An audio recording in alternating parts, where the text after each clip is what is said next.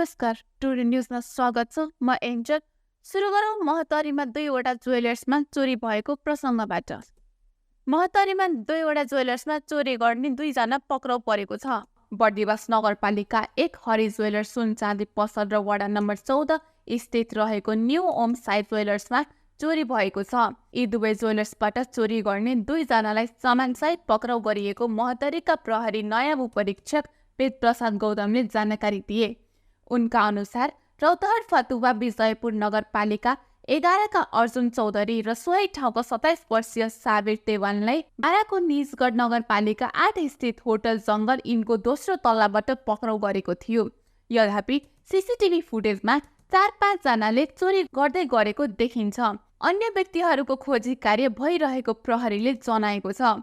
उनीहरूले यही असार 10 गते ती ज्वेलर्सबाट 37,36,000 मूल्य बराबरको सामान सटर फुटाई चोरी गरेका थिए। चोरी गरी बर्दिवास भोला चोकबाट पूर्व पश्चिम लोक मार्ग हुँदै पश्चिमतर्फ भागेको थियो। प्रहरीले अनुसन्धान गर्दै जाँदा BR01 PD 8158 र BR01 PD 815 नम्बर प्लेटको सेतो रङको बुलेरो रौतहट चन्द्रनिगाहपुरबाट बरामद गरेको थियो।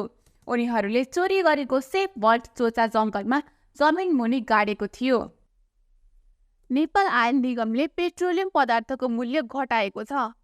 निगम सञ्चालक समितिले आज सोमबार राति 12 बजेदेखि लागू हुने गरी डिजिटल पेट्रोलियम मट्टितेल तथा हवाई इन्धनको मूल्य घटाएको हो। देशको भौगोलिक क्षेत्रलाई 3 वर्गमा विभाजन गरी मूल्य समायोजन गरिएको निगमले जनाएको छ। डिजिटल पेट्रोल र मट्टितेलको मूल्यमा प्रति लिटर पहिलो वर्गमा 7 रुपैयाँ 50 पैसा, दोस्रो वर्गमा 6 रुपैयाँ र तेस्रो वर्गमा 5 रुपैयाँले मूल्य घटाएको निगमका प्रवक्ता मनोज कुमार ठाकुरले जानकारी दिनुभयो। पहिलो वर्गका क्षेत्रमा पेट्रोलको मूल्य प्रति लिटर 167 रुपैयाँ 50 पैसा, दोस्रो वर्गका क्षेत्रमा 169 र तेस्रो वर्गका क्षेत्रमा 170 रुपैयाँ तोकिएको छ। यसअघि पेट्रोलको मूल्य देशभर प्रति लिटर 175 रुपैयाँ थियो। यस्तै डिजिटल र मट्टितेलको मूल्य पहिलो वर्गका क्षेत्रमा 147 रुपैयाँ 50 पैसा, दोस्रो वर्गका क्षेत्रमा 149 र तेस्रो वर्गका क्षेत्रमा 150 रुपैयाँ निर्धारण गरिएको निगमले जनाएको छ। निगमले 4 आली, विराटनगर, जनकपुर, वीरगञ्ज, अमलेखगञ्ज, भलबारी, नेपालगञ्ज र धनगढीलाई पहिलो, सुर्खेत र दाङलाई दोस्रो तथा काठमाडौँ र पोखरा र दिपायललाई तेस्रो वर्गमा राखेको छ। निगमले हवाई इन्धन आन्तरिक तर्फ प्रति लिटर 14 रुपैयाँ र अन्तर्राष्ट्रिय तर्फ प्रति किलो लिटर 115 अमेरिकी डलरले मूल्य घटाएको छ। खाना पकाउने ALP ग्यासको मूल्य भने यथावत राखिएको छ। सर्लाहीको हरिवनमा विद्यालयको गेट भत्किँदा एक बालकको मृत्यु भएको छ।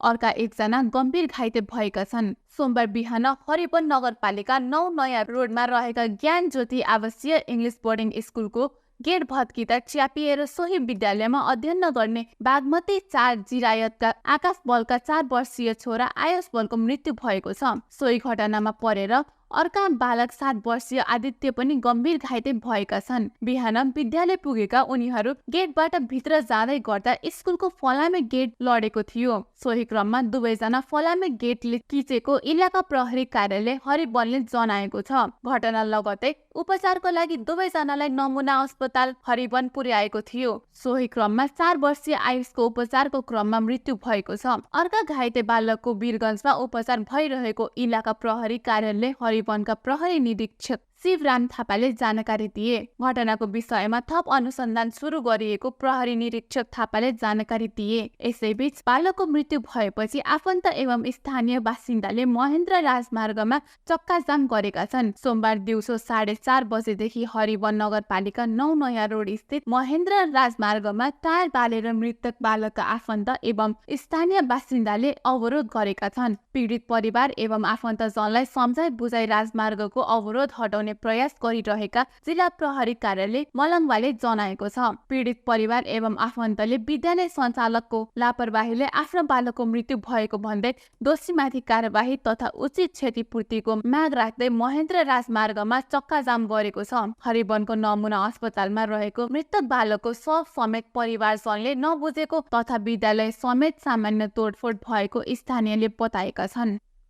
लामो समयदेखि रौतहटको विभिन्न स्थानबाट विद्युत ट्रान्सफर्मर चोरी गर्ने सक्रिय रहेको एउटा गिरोहलाई प्रहरीले पक्राउ गर्न सफल भएको छ। जिल्लाको विभिन्न खुल्ला एकान्त स्थानमा जडान रहेको विद्युत ट्रान्सफर्मर अनेक उपकरणको सहयोगले लगातार चोरी गर्ने गिरोहका 4 जनालाई अनुसन्धानको आधारमा इलाका प्रहरी कार्यालय विजयपुर लक्ष्मीनियाको टोलीले पक्राउ गरेको छ। पक्राउ पर्नेमा गडुडा नगरपालिका 6 पेटियाहीका 42 वर्षीय अशोक शाह, कटियारी 1 भाषिडवाका 46 वर्षीय रामलाल महतो, सोही ठाउँका 36 वर्षीयका वीरेन्द्र राय यादव, 37 वर्षीय सुखल महतो रहेको इलाका प्रहरी कार्यालय विजयपुरका प्रमुख इन्सपेक्टर अरविन्द कुमार शाहले बताएका छन्। उनीहरूको साथबाट प्रहरीले 1 थान मोटरसाइकल, 1 थान स्कुटी, 1 थान आइफोन र 3 थान अन्य कम्पनीको मोबाइल बरामद गरेको छ। आरोपीहरूको बयानको आधारमा प्रहरीले गडुडा नगरपालिका 4 का लक्ष्मी प्रसाद चौधरीले आफ्नै घरमा सञ्चालन गरेको कबाडी पसलमा प्रहरीले छापा मारेको थियो। त्यसक्रममा विद्युत ट्रान्सफर्मरमा प्रयोग हुने तामाको तार लगायतको सामग्री ठूलो मात्रामा बरामद गरेको छ। तामाको तारको चुडी 15 थान 176 किलोग्राम, तामाको कबायल रोल 15 थान 129 किलोग्राम, खुल्ला तामाको तार 71 किलोग्राम बरामद भएको इन्सपेक्टर शाहले बताए। कबाड पसल सञ्चालक चौधरी भने फरार रहेका उनले जानकारी दिएका छन्। पक्राउ परेका 4 जना माथि चोरी सम्बन्धी मुद्दा दर्ता गरी जिल्ला अदालत रौतहटबाट म्याद थमाएर थप अनुसन्धान भइरहेको इलाका प्रहरी कार्यालय विजयपुर लक्ष्मीनियाले जनाएको छ। पछिल्लो 2 वर्षदेखि रौतहटमा यस्ता चोरीको गिरोह सक्रिय भएर दर्जनौं स्थानबाट विद्युत ट्रान्सफर्मर चोरी गरिसकेका छन्। पक्राउ परे पनि सामान्य चोरी मुद्दा चलाउँदा कयौं आरोपी अदालतबाट धरौटीमै छुट्ने हुँदा ट्रान्सफर्मर चोरी नियन्त्रण हुन नसकेको प्रहरीको भनाइ छ। जल तथा मौसम विज्ञान विभाग मौसम पूर्वानुमान महाशाखाले अहिले देशभर मनसुनी वायुको प्रभाव रहेको जनाएको छ। अहिले देशका अधिकांश भागमा पानी परिरहेको छ। महाशाखाका अनुसार हाल गण्डकी, लुम्बिनी र सुदूरपश्चिम प्रदेशमा सामान्यदेखि पूर्ण बदली रही बाँकी प्रदेशमा आंशिकदेखि सामान्य बदली रहेको छ। कोशी, गण्डकी र लुम्बिनी प्रदेशका केही स्थानहरूमा र बाँकी प्रदेशका थोरै स्थानहरूमा मेघ गर्जना र चट्याङ हल्कादेखि मध्यम वर्षा भइरहेको छ। दिउँसो देशभर सामान्यदेखि पूर्ण बदली रहनेछ। देशका केही स्थानहरूमा हल्कादेखि मध्यम वर्षाको सम्भावना रहेको छ। साथै कोशी र गण्डकी प्रदेशको 1-2 स्थानमा मेघ गर्जना र चट्याङ सहित भारी वर्षाको समेत सम्भावना रहेको छ। राति भने देशभर सामान्यदेखि पूर्ण बदली रहनेछ। देशका केही स्थानहरूमा हल्कादेखि मध्यम वर्षाको सम्भावना रहेको छ।